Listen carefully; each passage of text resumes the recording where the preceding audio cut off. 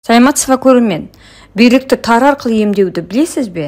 Алдарыңыздағы сұрақ нәтижесі бойынша бүгінгі видеом осы тақырыпта болмақ. Ал келесі видеом грыжаны емдеуде халық емі туралы айтылады. Денсаулыққа пайдалы видеоларымды өткізіп алмас үшін каналыма тіркеліп, лайк басып, пікір жазуды және достарыңызбен бөлісуді ұмытпаңыз.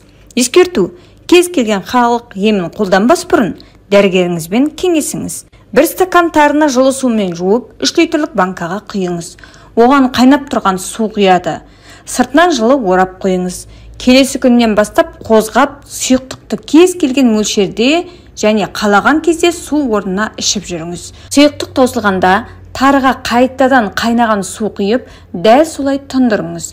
Жұмсарған тарыны күніне 1 ас қасықтан жеуге де болады. Дәмі өзгергенше ішуге де болады. Таусылған соң тары суын жаңадан әзірлеп қойыңыз.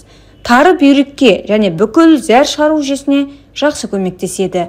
Бүйректі тазартады, құмды тастарды кетіреді, әйелдер ауруларына көмектеседі және циститті емдейді. Қуықтағы тастарды емдеуге көмектеседі.